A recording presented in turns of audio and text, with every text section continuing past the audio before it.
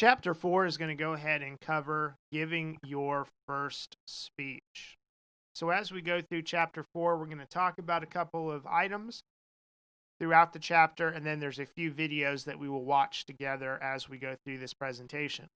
But before we get into the material for Chapter 4, please remember that you need to be taking notes through this presentation so that you can form and create your study guide both for the test and for the comprehensive final at the end of the semester. Additionally, please make sure that you are reading the material for Chapter 4. After reading the material, you should be able to define and apply the key terms as noted in the chapter. And finally, you should be able to answer the questions at the end of the chapter.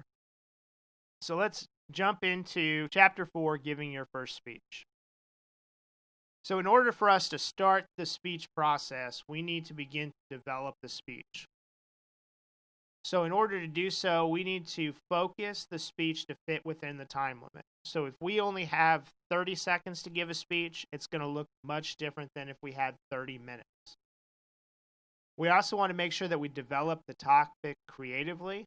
We all know the history of basketball and it's starting at KU, but what could we focus in on the topic of basketball to make that more creative? And then, of course, we want to use colorful and descriptive language.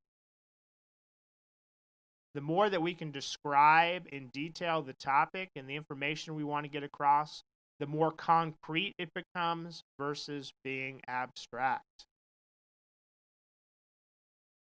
So we'll go ahead and take a look at a video that has to do with colorful language.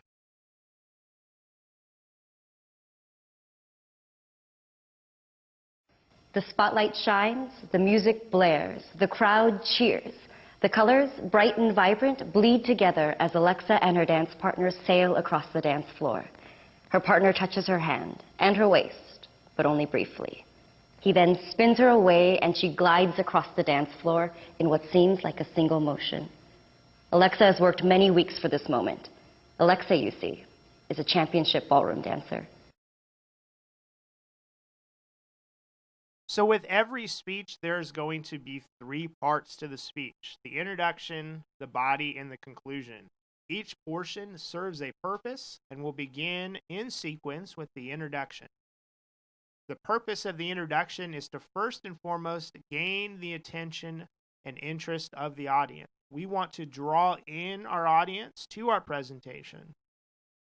And then finally, the other intention of the introduction is to orient the listeners to the subject matter. When we think about giving speeches, we think about the old adage of tell them what we're going to tell them, the intro, tell them, the body of the speech, and then tell them what we told them, the conclusion. So throughout our speech presentation, the audience will hear our topic and our main points 3 times. After the introduction, we'll then transition into the body of the speech. Depending on the type of speech you give, the body is going to look different. So when we're looking at the body of the speech or the main points, we want to make sure that we select an effective method of organization. If we're doing a demonstration speech, we might use steps. Step 1 is this, step 2 is this, step 3, so forth and so on. If we're doing an informative speech, we might think about describing the topic from 3 perspectives. So if we were talking about basketball, it might be the history, important players, and the rules.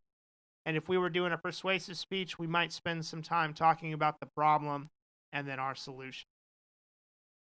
Within the body of the speech, we want to make sure that we have limited and focused the number of main points.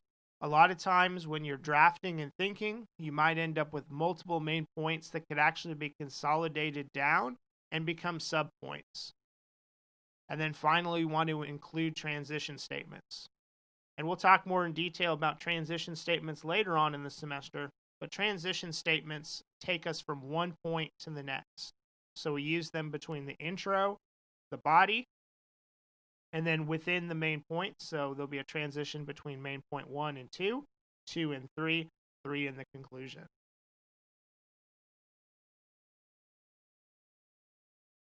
Wrapping up the speech is the conclusion. It has three primary focuses. The first is signal the end or the conclusion of the speech. We've gained the audience's attention through the intro, and we've given them the information that we want them to receive. Now it's time for us to wrap up and end our presentation. We want to reinforce the central idea. So as I mentioned before, within public speaking, we're always thinking in threes.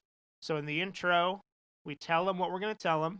The body, we tell them the information. And then the conclusion, we tell them what we told them. So they hear the topic and the three main points 3 times. And we always want to make sure that we end on a strong note.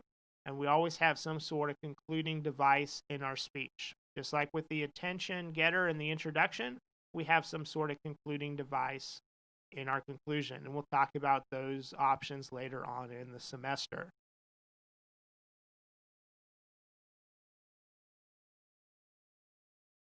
When giving speeches, there are many different ways to make the presentation. Many of you have experienced what's called a manuscript speech presentation, where you write out your speech word for word and you read it in front of the group or class. Many of you did this for book reports in elementary school, those kind of things.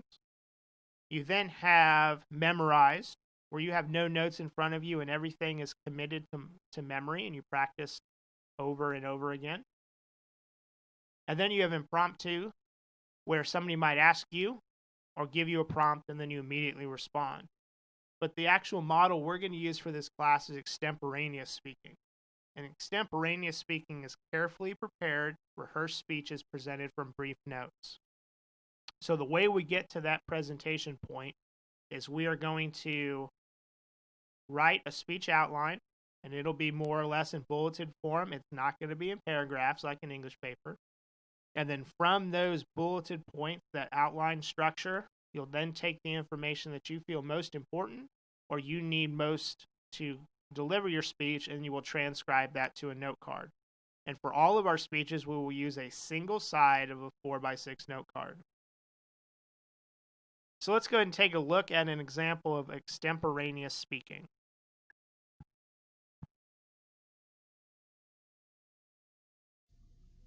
Not only has my softball glove saved me from physical harm, but it contains hidden clues to my personality, my background, and the experiences that have helped shape who I am today. On the outside of my glove, you notice my name scribbled in black permanent marker.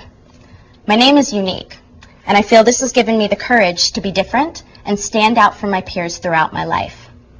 Surrounding my name, you notice water stains on the leather of the glove.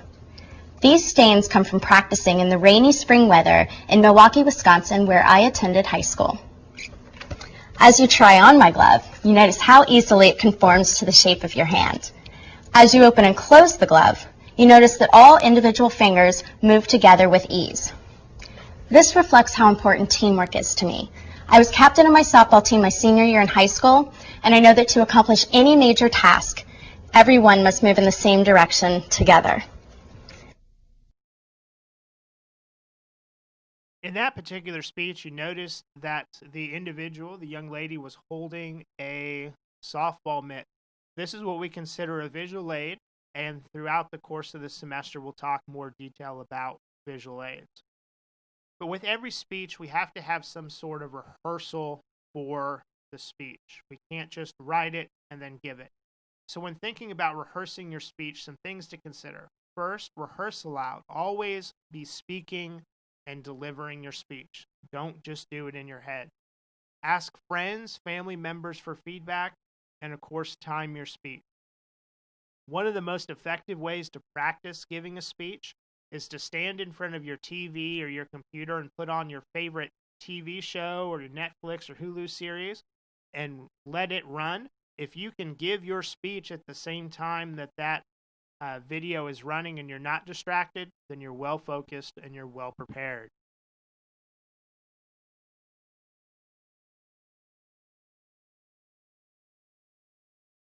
So some strategies for when you're actually ready to present your speech. It's your turn to speak, and we'll take a look at this list on this first slide and then continue on to the next. But always make sure that you plant your feet and you smile to the audience. Any sort of gestures, you're going to do those naturally. You want to be careful that you don't overuse gestures as they can become distracting. We always want to establish and maintain eye contact with our audience. Eye contact with our audience is very important because not only does it create that physical connection to our audience, but it also allows our voice to travel in the appropriate direction. If we are looking down at our note card the entire time, our voice becomes muffled and hard to hear as it's not directly going to the audience. It's going down towards the podium and then bouncing back.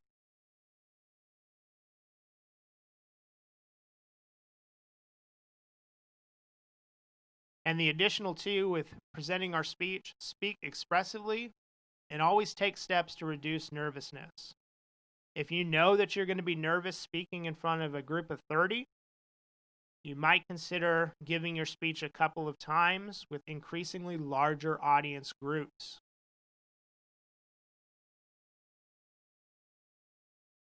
So as we wrap up with Chapter 4, we're going to go ahead and take a look at one more video here of a sample introduction speech.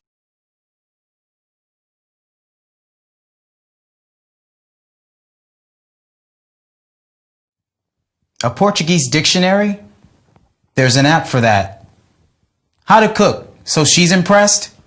Yeah, there's an app for that. A game to play when class gets boring?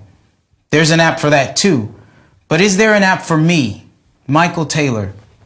I'd like to think there are a few. Some of the things that make me who I am can be found by looking at the Photobucket, ESPN, and Pandora apps on my iPhone. The first app you would find would be Photobucket, which my little sister made me download. It holds all the newest photos of life from back home and allows my sister to share her photography talents with me. My family is warm and caring, and half the time they drive me nuts, but what is family for anyway? I know that I can turn to them for anything, and I feel very lucky to have grown up in a family where there was always someone there to support me. Times a day. Because I'm an athlete, I'd be lost without my ESPN Score Center app. It gives me up-to-the-minute scores on any sport. I played football, baseball, and basketball, and I would rather be on a team than compete by myself. Through sports, I have learned the importance of being a part of something bigger than myself. I've also learned how to lose with dignity and how to win with class. Finally, there's the Pandora app, which makes it super easy to explore new songs and groups. I've been involved in music ever since I started playing piano as a kid. Now I play jazz guitar and I sing. While in high school, I performed with a couple of groups around the Twin Cities, and I really enjoyed it. As for here in Madison, I'm still looking for opportunities to showcase my talents. So, through the Photobucket, ESPN, and Pandora apps, I can answer my initial question. Is there really an app for Michael Taylor? Yeah, there's an app for that. We'll go ahead and take a look at one more introduction speech. Inspirational speaker Liz Murray once said, "A fork in the road happens over 100 times a day, and the choices you make will determine the shape of your life." At one point or another, we all come to that fork in the road when we are forced to choose between two paths, not sure where either will lead. Our classmate Bethany is at that point, forced to decide between her two passions, art and medicine. From an early age, Bethany has been passionate about art. She has been drawing since the age of 3 and has continued to improve her skills ever since. Over the years, she has won many awards for her art, including the Wisconsin Scholastic Art Award. Bethany draws people, places, and things that she sees on a daily basis in the world around her. Drawing allows her to relax and to escape from the stress of life. And now, because of her passion, she is considering making art her career. In addition to art, however, Bethany is also passionate about medicine. She dreams of one day doing medical mission work in Africa. She is motivated in part by her friend JC, a Rwanda refugee whose leg was severely injured in an explosion about 10 years ago. For 8 years, JC lived with bombshell fragments in his lower leg. It was only 2 years ago, when he and his mother moved to the United States, that he was finally able to have surgery. Bethany's friendship with JC has inspired her to help those who lack sufficient medical care and to make her think that a career in medicine is right for her. It can be said that Bethany has reached her fork in the road. She has a passion for art and a passion for medicine. Will she follow her love for drawing and pursue a career as an artist? Or will she follow her love of medical mission work and pursue a career as a doctor? It's hard to know right now, but either path Bethany chooses will surely be a road to success. So as we wrap up with Chapter 4, just a couple quick reminders. Hopefully you have taken some notes during this presentation, as this will become your study guide both for the test and for the comprehensive final. Additionally, please make sure that you read Chapter 4 of the textbook, and upon completion of reading Chapter 4, you should be able to define and apply the key terms in the chapter, as well as answer the questions at the end of the chapter.